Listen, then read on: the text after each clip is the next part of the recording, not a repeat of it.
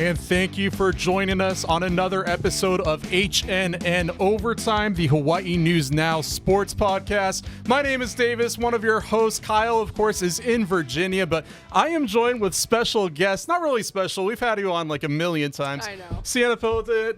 Cienna, what's going on? Thanks, Davis, first of all, for having me. And what's up, Kyle? I know you're out there in Virginia, and we'll catch up soon. But, I'm so excited to talk about the Bows.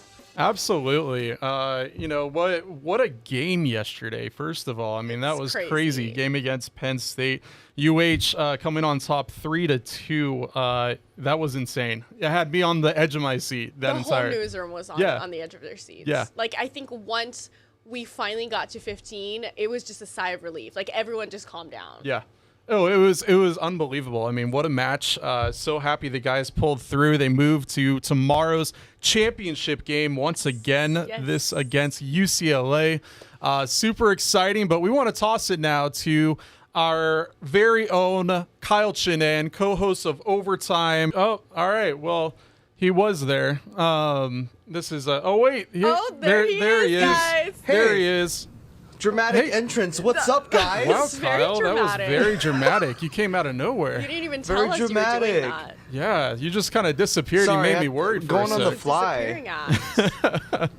Kyle, what's going on, what's man? What's up, guys? Yeah. What's going on, dude? Coming to you guys from Virginia. Miss you guys so much. But, yes, I heard you guys in the intro. Trust me, if you guys are feeling anxiety or heart palpitations back at home, trust me when I tell you that was amplified at the Eagle Bank Arena last night, being there in person. Just an electric game. Obviously, UH got off to a hot start, right? 2 sets to their name to start things off, and we were like talking, okay, I'm gonna be ready in the 5 o'clock news with the game ender. But Penn State came back. Very, very, very devastating at the service line last night with their two-headed monster out there for Penn State. Took sets 3 and 4. We go to 5. And like Cienna said, once we got to 15, I think it was just a collective sigh of relief from all the UH fans in attendance. And trust me, there were a lot of fans. So the energy, the emotion of the arena, it was just it gave me chicken skin the entire night. Yeah, absolutely. I mean, let's talk about the game a little bit. I mean, that was really, really close. I mean, Cienna were just saying, on the edge of our seats. I mean, 2 games, we got the first 2 games, and then Penn State started to come back a little bit. I'm sure nerves were in the air for the players, probably for the entire arena, for UH fans, I would say. I can't even imagine what it was like. Did you kind of sense that over there? Was it a little like, or people were like, oh, I'm kind of nervous now, Penn State's coming back, they're in a rhythm? I mean, yeah, I would say so, because, when you look at the scores of the first 2 sets, 25-20, 25-22, Penn State was right there. So by no means was it a blowout, kind of like the first game between UCLA and Long Beach.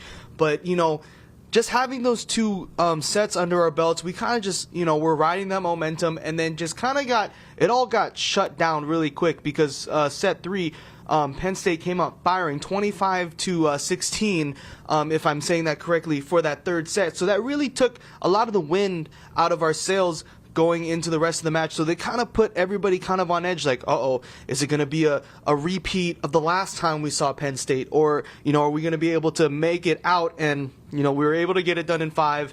And, yeah, I would say the tone of the arena shifted between sets 2 and 5. So just an exciting night. That's what you love, right, as a sports fan. It's the drama, the intrigue, the back and forth. And, I think this year in particular, the top 4 teams in this tournament are truly the 4 best teams in men's collegiate volleyball this year. I mean, the game itself was great. And just before UH played, there was an upset. I think a lot of people, probably even Long Beach themselves, thought they would move on to the next round and meet Hawaii again. So just the fact that they got swept, was the arena just kind of in shock before UH even started to play?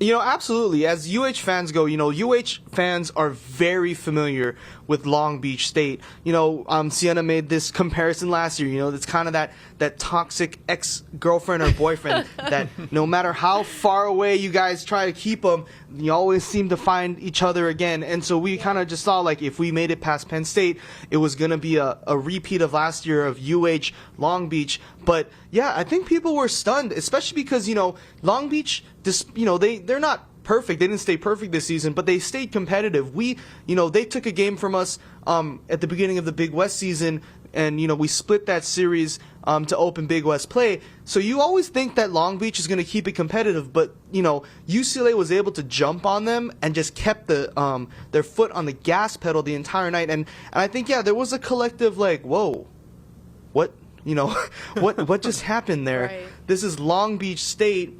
What this isn't really supposed to look like a Long Beach State match. So I think some people were kind of surprised, but once UH took the court, they just kind of, it all shifted, right? They all like, okay, whoa, that was a little weird, but time to go for the bows, time to get this done.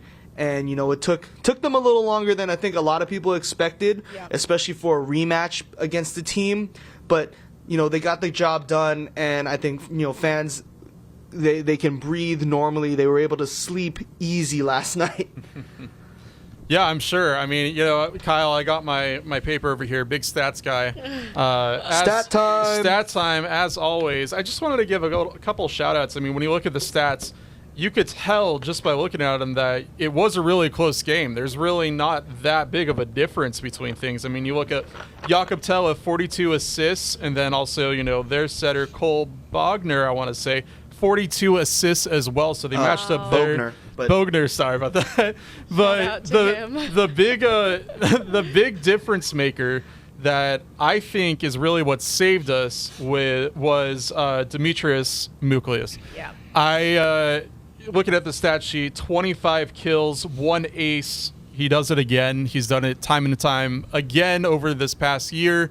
Kyle, what a performance. I mean, what were your thoughts when you were watching him out there?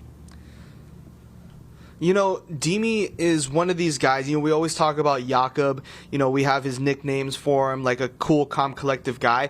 Demi can get into those zones too. He might start the game off. He started off a little bit rough, but once he sees and he kind of takes a step back and says, like, hey, I'm not playing to my potential, that's when like, oh, the switch is the switch is flipped up and he's ready to go. And you saw that last night. The Greek freak, Demi, put up great numbers, and he was kind of that spark that ignited UH towards that victory. You have to always also have give props to Chaz Galloway on the other side. He put up some good numbers too. So it's like if one piece of the puzzle isn't exactly like performing, either they can figure out a way themselves to pick themselves up and start playing the way they need to, or someone else on the other side or someone else on the court will pick up the slack. So that's just kind of the way this team has been operating all year, because there were matches where we were down and we were behind, even the first time we played Penn State, right? But they were able to find a way to grind it out and to keep moving. And that's the sign of a championship team. We keep talking about championship because now it's time, right? It's time to get that coveted three-peat, get into some historic territory with this UH men's volleyball team.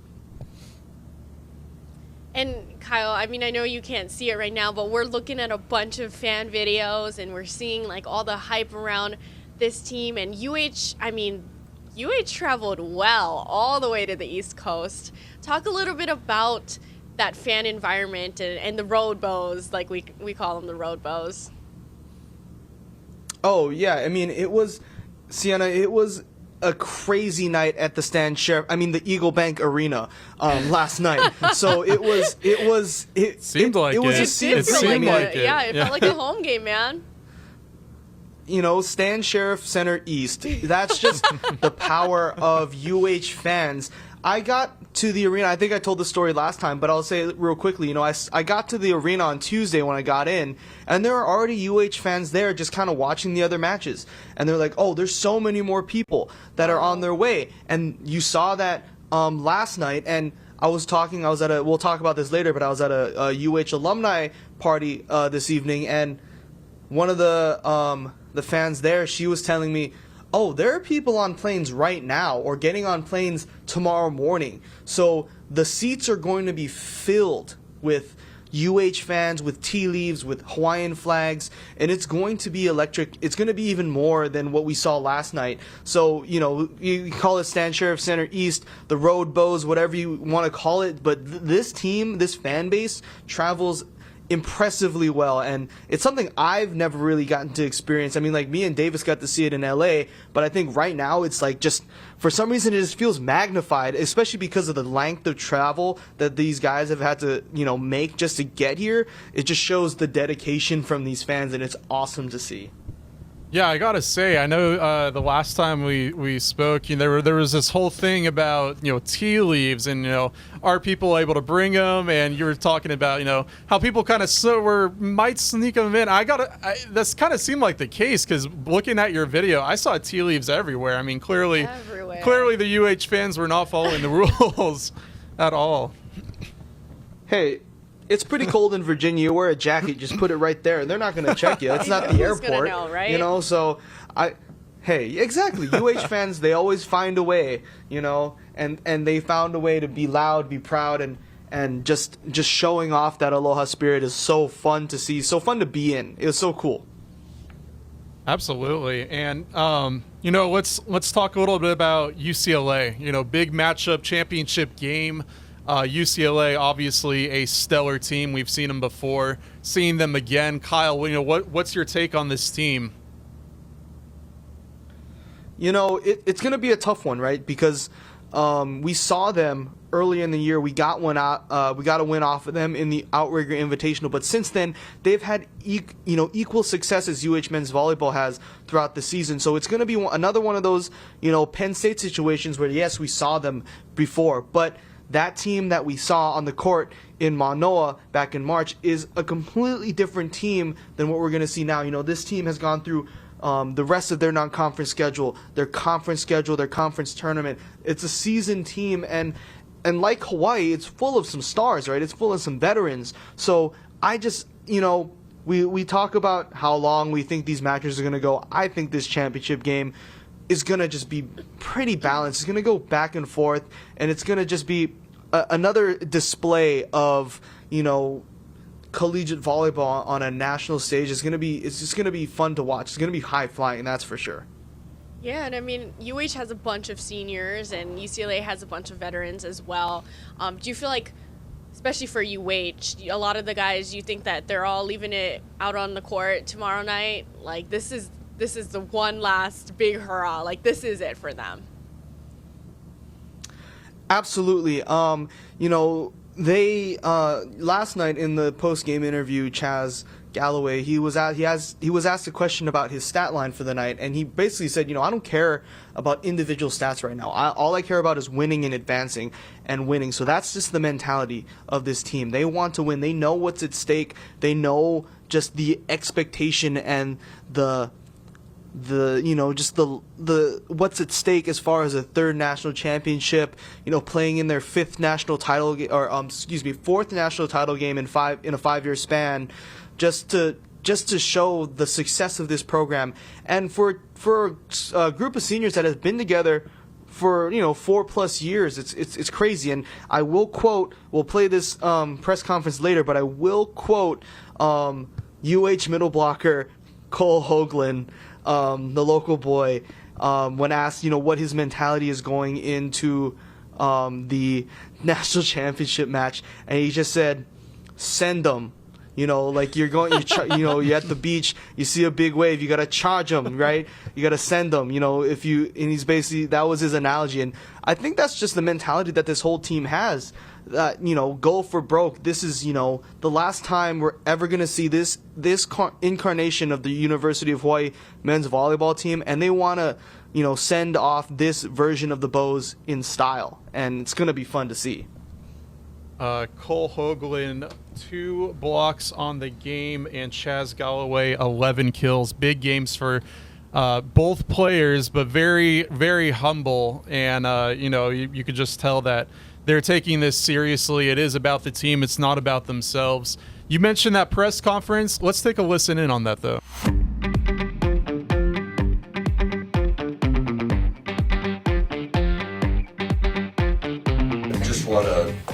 congratulate Penn State again. You know, it's a really special group of young men that they have.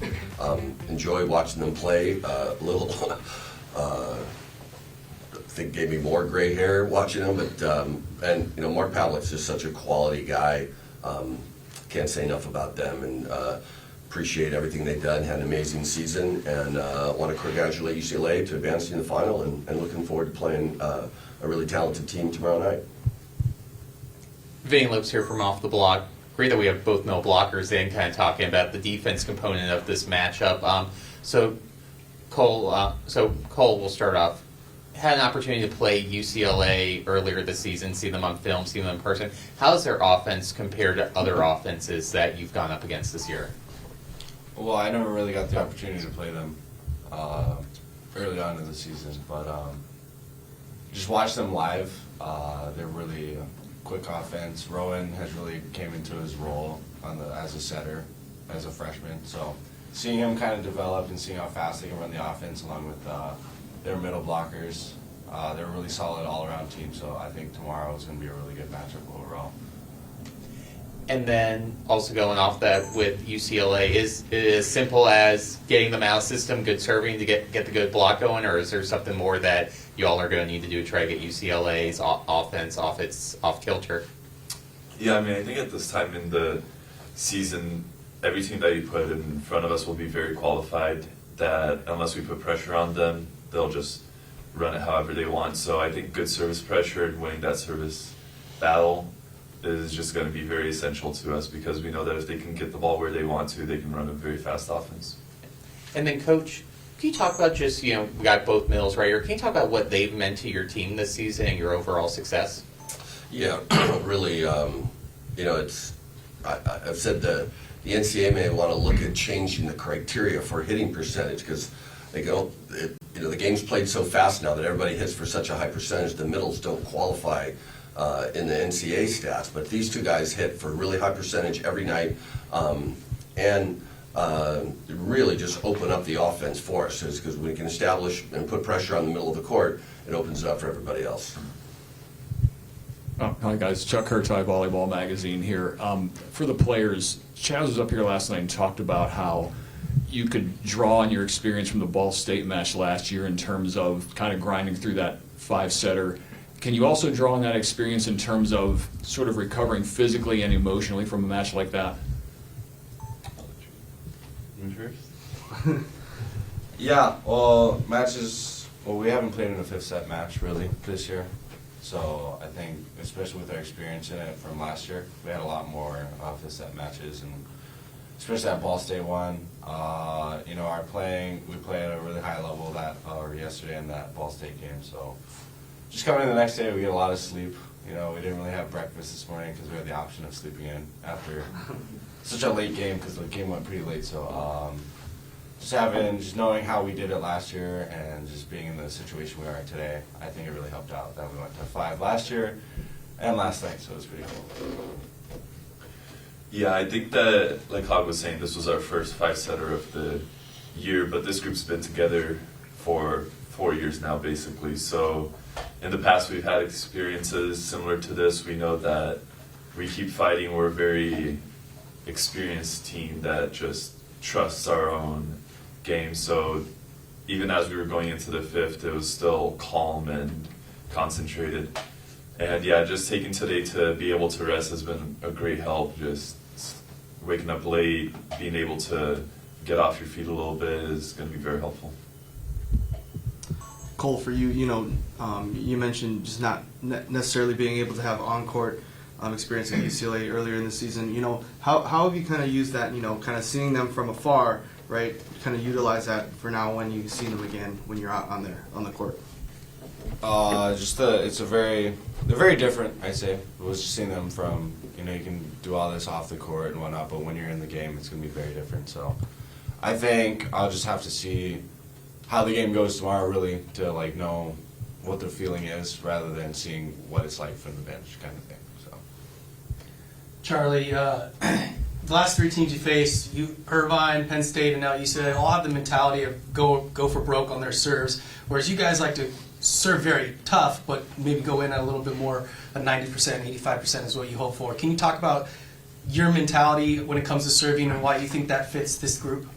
Yeah, and look, we're still trying to be aggressive. It's just that in our training gym, we spend, inordinate amount of time and have year after year spend more time on just what we call snapping and spinning and getting good hand-on ball. So we've kind of just been able to get guys calibrated, and their hand-on ball is good enough where we can still go back and serve aggressive and just put it in bounds at a higher percentage than our opponent most nights. Last night we missed a bunch and we're under our average. I think on the year we're about 85%. And last night was a little off. And you see that, especially when you're playing against a team that's that aggressive. It has a tendency to have to ramp it up. And they were so good out of system that you just have to keep kind of going for it. So we still have an aggressive mindset, although we do talk about serving aggressively is not always velocity. There are times that you can be aggressive and really get it on a guy or pull a guy out of the formation, take a guy out and try to hit from the back row. So we're still aggressive. We just, like I said, we think we've trained well enough that our efficiency is better than our opponents on most nights. Yeah, man, I know that you're not back there for serve receive, but last night you saw it's like you hang on while they're going on their runs from serve line. Is that something you guys as a group kind of talk about? Is they're going to have their times where their serve's really hot, but you just got to wait, because then we saw in the fifth where they had 3 in a row where they didn't serve in bounds.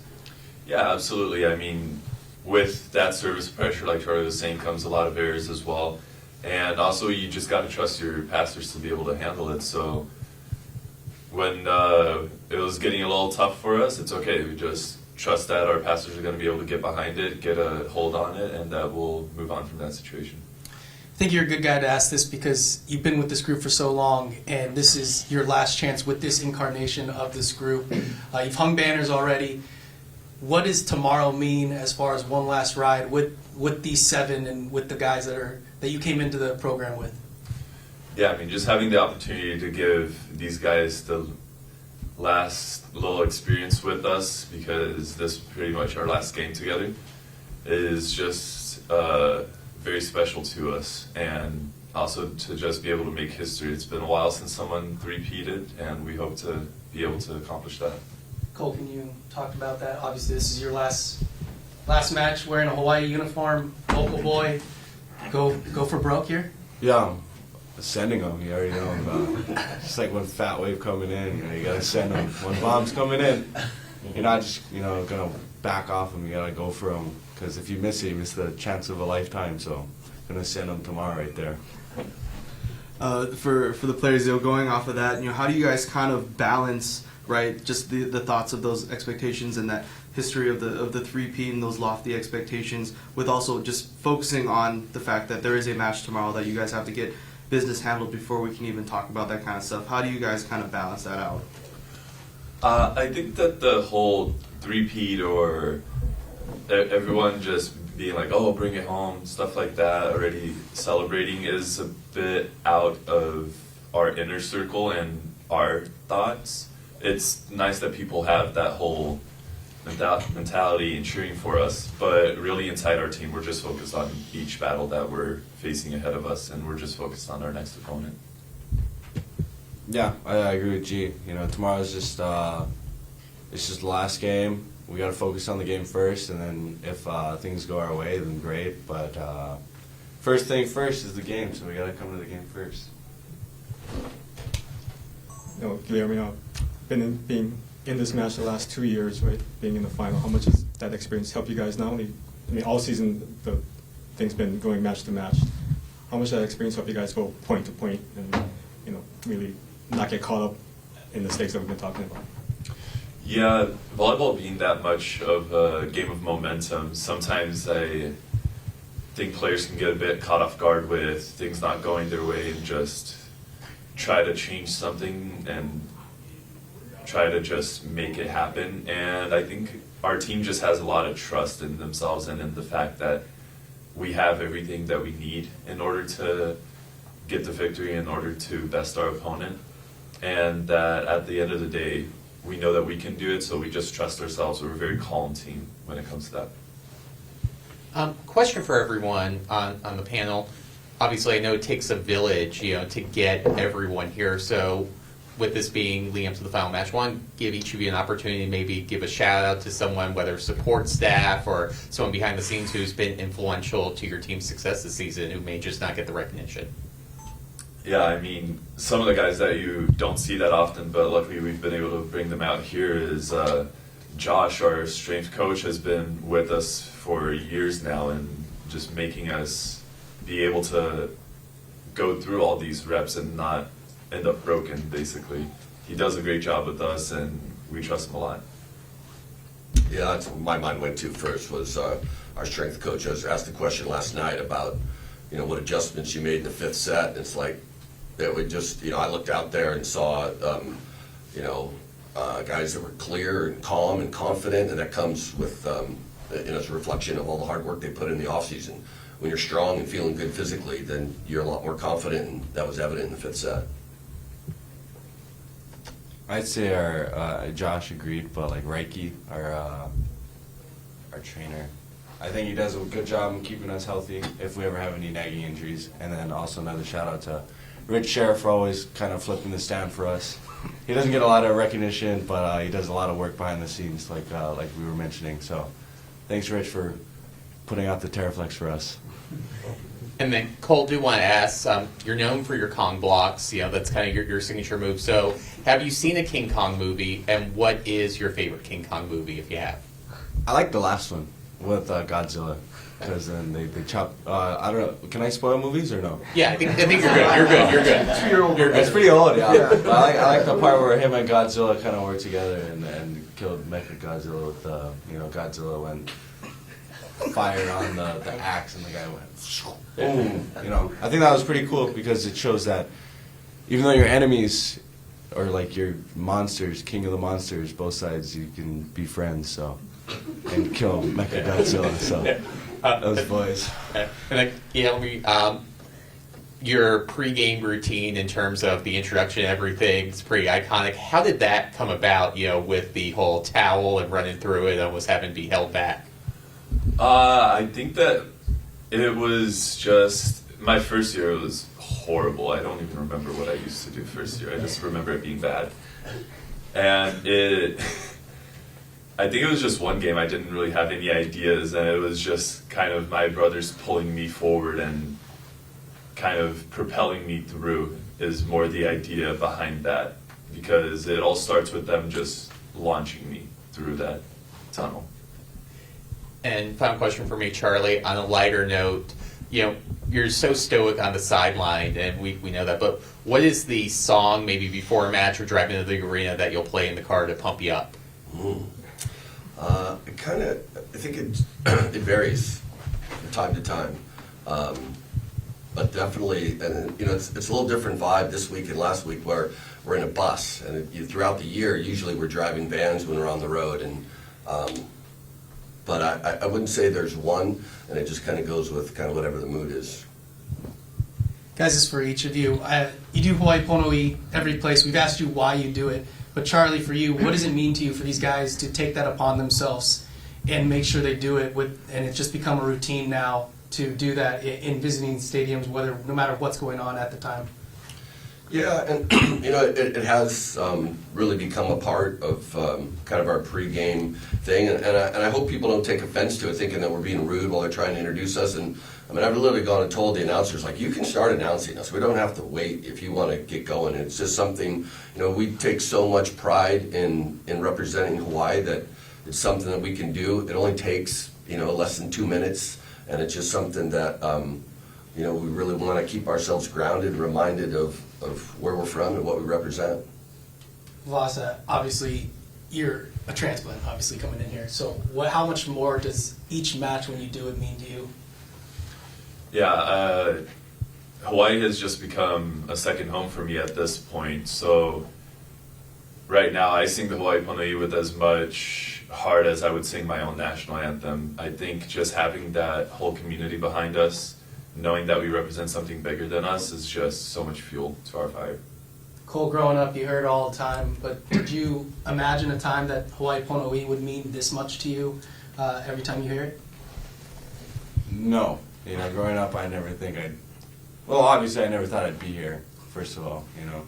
But just hearing it and singing it every game, or before every game, and especially before the national championship game, I think it really puts a lot of pride. You know, it makes me stand up taller and want to play even harder for the state and for the people. So one last time is going to be really great. I hope everyone joins in, but, you know, it's going to be great. There you go, Chief.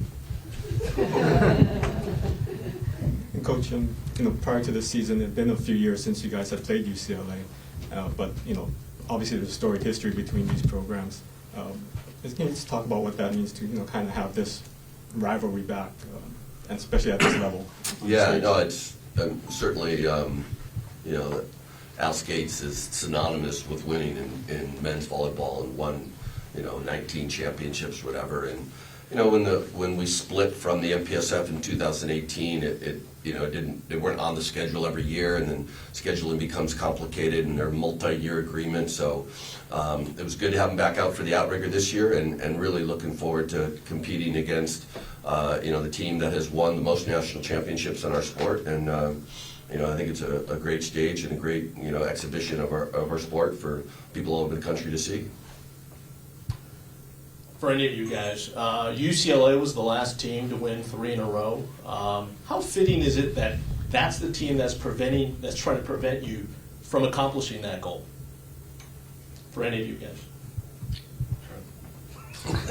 I mean, I guess there's whatever a level of irony to it. I guess you know, none of these guys were alive the last time that happened. I mean, it was literally 40 plus years ago. So.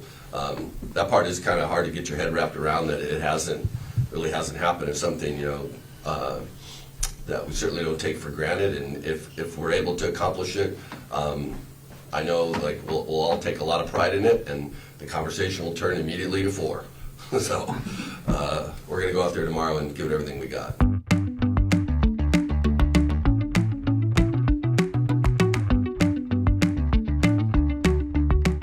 All right, well, there you have it. Everyone is ready. The entire state is ready. Everyone is ready for this matchup. The excitement is real. Cienna, I don't know about you. You know, I'm just really excited for this. I mean, this is a big moment for the entire state. This is huge for the state. I mean, Yeah. I remember when they won their second national title, and it was just crazy. I can't imagine if they do it 3 times in a row. That is going to be unreal. I can't even believe what that's going to be like in the arena. Kyle Chinen, you know, how excited are you for this, man? This is going to be a huge matchup. I mean, I know it was crazy when us two were there last year. I mean, I can't even imagine what it's going to be like there. You know, I think it's going to be absolutely electric. You know, this arena, you've been into UCLA's arena, and, like, it's big, but the Eagle Bank Arena here, for some reason, it seems to amplify the crowd because it's steep. Like, it's about the same size seating-wise as the stand, but the top bowl almost goes, like, straight up as far as seats. So it's all caving into the middle of the floor. So it gets loud in there, and I imagine, and not even imagine, I know it's going to be loud tomorrow because the fans have shown up in Fairfax, Virginia by the busloads. We'll talk about this in a little bit, but that UH alumni party, like, had alumni showing up in, like, little charter buses. I'm like, whoa, I didn't get the memo that we can just hop on the bus and get to the party. But Yeah, Kyle, we saw some video of that. Yeah. What was that like? Sorry to interrupt. Yeah, we saw some video of that. What was going on in there? Oh yeah, no worries. It was the UH Alumni Association. They held a little, you know, alumni dinner and pep rally. I guess there's a Virginia section or chapter of the Alumni Association, and they had, you know, a little mingle, small poo-poos, drinks. They're all there. The band showed up, the cheer team, and then the players showed up a little bit later, and they got to greet the fans, and they took pictures, and you know, they rolled in like they were, you know, the Beatles or, you know, Harry Styles or something. Shout out Kate, our producer Kate, for the Harry Styles bit. But There were celebrities in there taking pictures, getting autographs. It was so much fun. Just that fan engagement, I think, is something that Charlie Wade and the Bows really pride themselves on. So they just wanted to show face and hang out for a little bit. And, there were a lot of alums. It was really cool to see. Joshua Walker, the former player / assistant coach, he's with Baylor now, he was there. James Anastasiadis, another alum, he was out there. As far as former UH volleyball players, so all these guys are just hanging out, and just it was just good vibes. It was really fun. It really got the fans, just the alumni and fans, just really pumped up for the game tomorrow, and just kind of it was just Hawaii vibes, right? Just kind of hang out, drink, have some poo-poos, talk story. It was just so much fun. I will say those shirts are nice. I think you and Davis should get some. Match with the team. Oh, Absolutely. yeah, I do like those shirts. I need to ask Charlie what brand he goes to. I think I'm not gonna name drop because I don't know what for sure, but those are some nice team shirts. They're really nice shirts. I think that's definitely something that we should get something similar, and then we're gonna be almost part of the team more, Kyle. I mean, maybe we'll be getting some more podcast interviews in the future. I mean, Jakob already likes us. I mean, we're practically best friends with Jakob. Jakob, bring him on. Hey, Jakob said he wants to come back after this tournament, and James Anastasiadis wants to come and chat. So we got some guests lined up. Hey, I'm not just working for HNN. I'm working for HNN Overtime over here. That's I'm trying right. to book. Overtime comes first. I'm just getting the guest list ready. Absolutely. Like I gotta say, I think we're gonna have to do what we did last time and do it inside of the studio, because those guys are way too tall for our small little digital center over here. I think we're gonna have to go to a bigger set. Hey. Hey, if they were able to, you saw the footage of that party. No offense to the restaurant, but those are some low ceilings. I almost hit my head. Give basement. It did look like a basement almost. Yeah, they're ducking. It was Totally is. They're ducking underneath that bar. Yeah, they're ducking. They're underneath ducking. That. Every single one of them is ducking. How sad is Not that? the That would be barrel, like but normal for us. That's normal for us, but for did you that's guys? just not. Did you cut the footage of Brett Stewart hitting his head? I don't see Brett here. I don't see Brett. Maybe that was earlier on and we missed it. Cut it. Okay, good. You cut him off. Good for Brad. I didn't want him people to see that. He accidentally hit his head on the way in. I felt really bad because I kept telling some of the guys hey, watch your head, literally watch your head. But I didn't think no offense to Brett, I didn't think it was gonna matter for him. Right.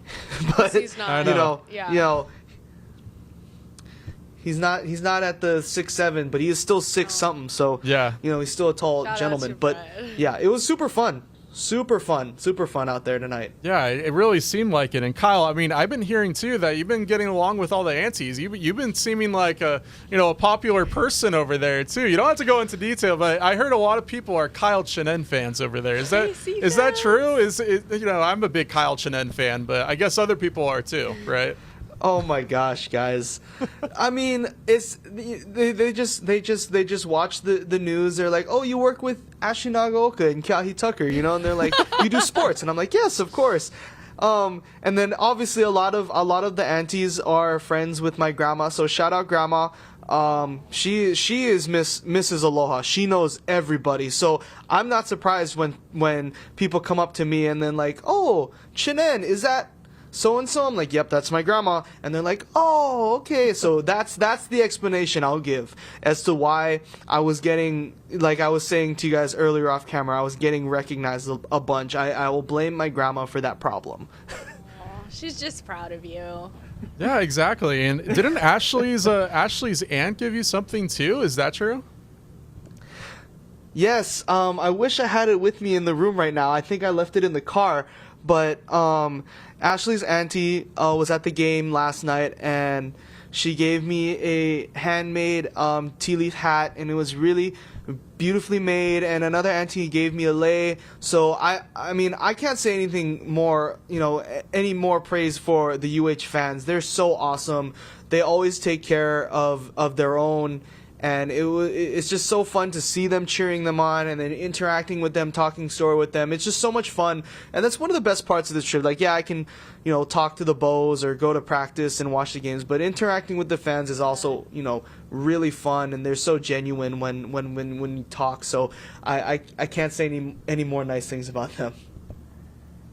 That is so great. I mean, UH fans, Hawaii fans in general are just like one of a kind. I mean, you can't can't compare them to anyone else. I mean, it really is something special. Guys, as we wrap up this podcast, I just want to finish up top things we're looking forward to tomorrow. Kyle, predictions. Is this going to be a close match? What are you thinking right now against UCLA? All right, my in the field Fairfax, Virginia report from the hotel room.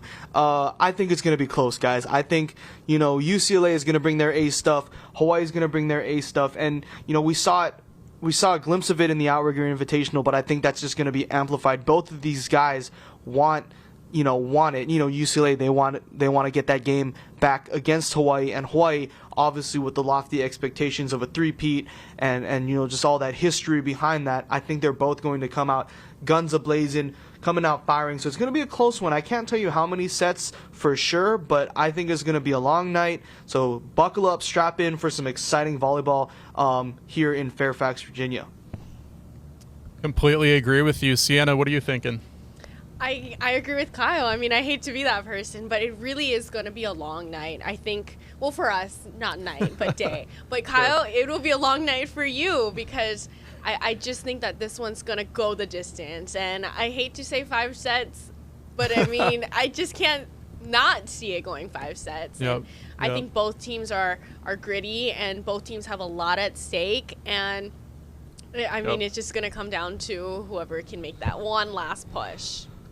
Agatly. I completely agree with both of you guys. I think this is going to be a really close matchup. I mean, we saw that with the last against Penn State, and I think it's going to be similar. I think it's going to be similar with UCLA. I mean, these are two high-powered teams that are going to come out firing. I mean, they want this win. We want a three-peat. UCLA wants to take down the reigning champion right now. So I think it's going to be close. I see it going personally to 5, but I think it comes down to one player, and I keep mentioning him over and over again, Jakob Tella. Yep. It's going to come down to Jakob. Jakob finished the game off against Penn State with that last shot, and I think he's going to have to do it again. I think he's going to have to be the one to finish this again. So, I mean, we'll see, guys. It's always hard to tell, right? It's really hard to tell, but I think one thing's for sure, it's really hard fans to tell are... when it comes to this level of volleyball. Yeah. Oh, absolutely. Everyone's so good. Yeah, absolutely. I think for sure, though, I mean, UH fans are going to come out and show out. Oh, I think, sure. You have to. I think that's going to be good. It's their last dance. Yep. I couldn't have said it better, guys. It's going to be so much fun. Like I said, I don't want to predict the 5-setter just for my length of night, but it's going to be fun. And thank you guys for making this work. It's been so much fun doing these on-the-road podcasts. Yeah, these were fun. Absolutely. Yeah, thanks for having me, I know. guys. Thank you so much, Cienna, for joining in again. Yes, Sienna. I know. Look at it. She's honestly, stick her name on the TV, Kyle. I think it's about time. I think she has to be up there. Literally, we need to put 3 names up there. Yeah, exactly. We're going to have to work on that. I think it's about time, though. Guys, thank you so much. Sienna, thank you for joining us. Thanks for having me. Kyle, thank you again for staying up late. I know it's late for you over there. Go relax, my friend. You got a Yes. big day ahead of you get some sleep. tomorrow. Oh, yeah. We're all looking forward to this. Kyle, really quick, what time? How can people watch the game? Right, so the game is going to be on ESPN2, and it's going to start at 11 a.m. Hawaii time, 5 p.m. local time over here.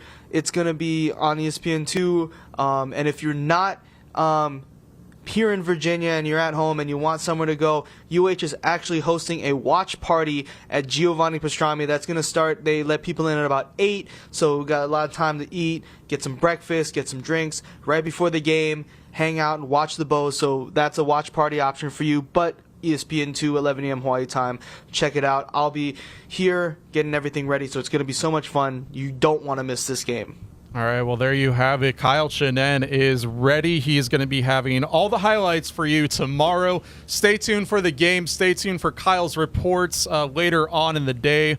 Guys, I'm excited for this. I think we're all excited for this. This is it, the championship tomorrow. Thank you all for watching or listening to this podcast.